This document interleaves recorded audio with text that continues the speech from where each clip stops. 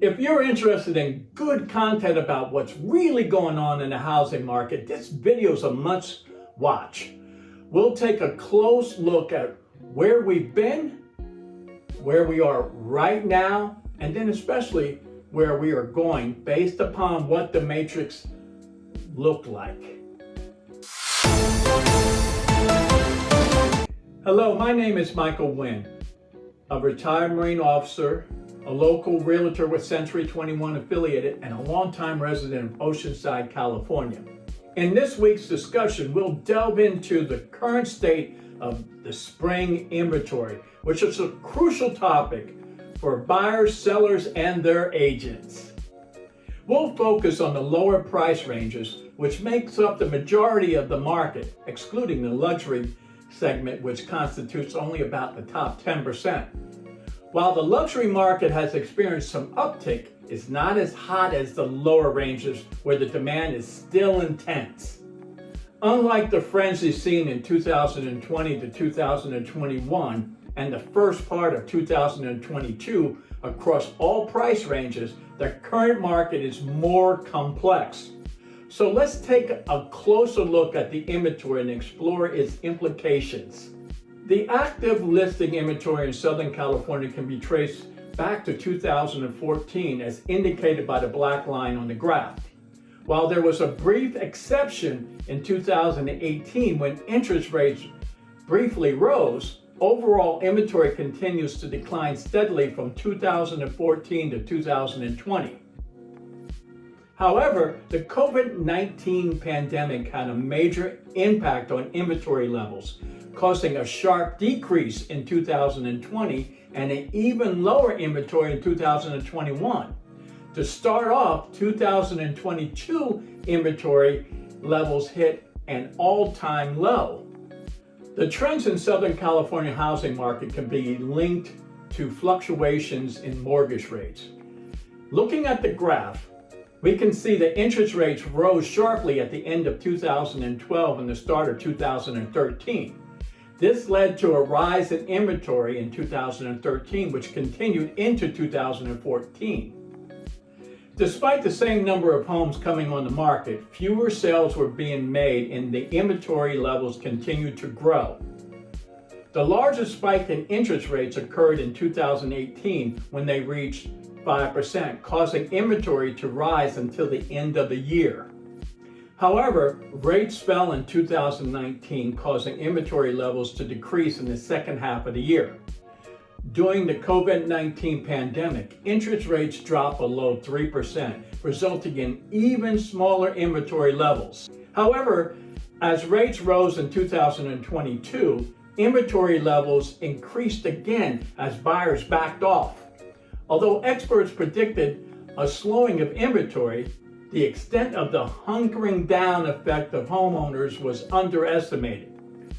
This has resulted in a significant shortage of homes for sale in 2023, despite interest rates not having improved significantly. The current available inventory for homes for sale stands at 17,963, representing only a slight 0.5% decrease from 2 weeks ago. It appears that the decline is finally starting to level off, even though experts initially projected that the numbers would begin to rise. Although we're not seeing a significant uptick, we are also not experiencing the same rate of decline as before. In comparison to last year at this time, when the available inventory was at 16,837, the orange line, we are nearly on par. The numbers are only 6% less than pre-COVID levels, which averaged at 37,451 from 2017 to 2019. This means that there are significantly fewer homes available for buyers to see today than there were prior to COVID. This trend is not solely a result of the pandemic, but also reflects a hunkering down effect. Moving forward, it appears that inventory will follow a trajectory similar to 2021, not because of abundance of demand, but because of a scarcity of homes for sale. If you're wondering why there seems to be a shortage of available homes, the answer lies in the current mortgage rates. At the moment, rates have been hovering at 6.55%, which is slightly too high and impacts affordability. This is reflected in the Purchase Application Index graph, which shows a 5% increase week over week, but still significantly lower than previous years. The 4-week moving average reveals that compared to last year, the purchase index is down 28%, a significant improvement from the previous decrease of over 40%. It will be interesting to see how this trend continues as we approach June, a period when we experienced higher rates last year. The Purchase Application Index can give us insights into where the demand for homes is headed. However, demand is currently subdued compared to historical levels. This is due to the limited number of homes available on the market. For instance, in Southern California, the current demand for homes is at 12,097, which is 2% higher than when the inventory was flat. Last year, demand was at 15,226, which is 26% higher than the current demand represented by the orange line. Nevertheless, the two lines are converging as the gap between them is closing. In the pre-COVID years, 2017 to 2019, the demand was at 17,604, which is 46% higher than the current demand. Therefore, the low demand readings are not only due to higher interest rates and unaffordability, but also the limited number of homeowners putting their homes on the market. If more homeowners listed their homes for sale, we would witness an increase in demand levels. However, it's unlikely that the demand levels will return to the pre-COVID era, but it will probably get closer to levels seen in the orange line, which represents a more normal state. The lack of inventory is primarily caused by homeowners hunkering down. Over 29% of Californians with mortgage has interest rates at 3% or lower, which discourages them from selling and moving.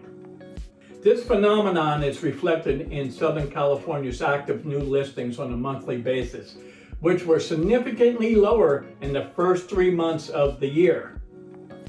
The dotted line on the graph shows the inventory that is expected to come on the market based on the first quarter, and it is much lower than previous years. So far this year, there has been 28,000 fewer homes for sale compared to the 3 years prior to COVID. For January, February, and March, the number of homes on the market was down by 41%, 40%, and 41% respectively. When 40% of homes that usually come on the market are missing, it creates a significant gap and explains the scarcity of homes for buyers. The lack of inventory is so severe that it outweighs the issues of affordability. If more homes were to come on the market, we would probably see prices continue to drop, but that's not the case currently. Demand has been increased while inventory is decreasing, which is causing the market to become even more competitive.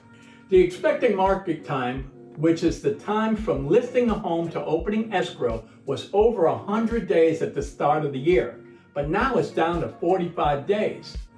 This year's expected market time is shown by the blue line, and while last year was at 33 days, the orange line was going up quickly.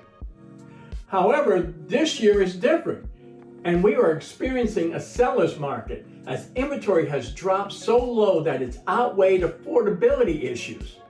The result is house prices are going up, and this is due to the lack of inventory.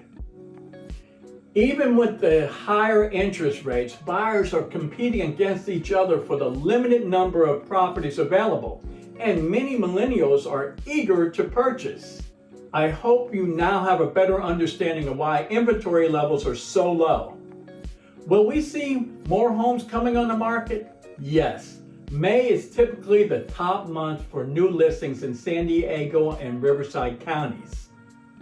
However, with 40% fewer homes coming on the market, the increase in May will be relatively muted compared to previous years.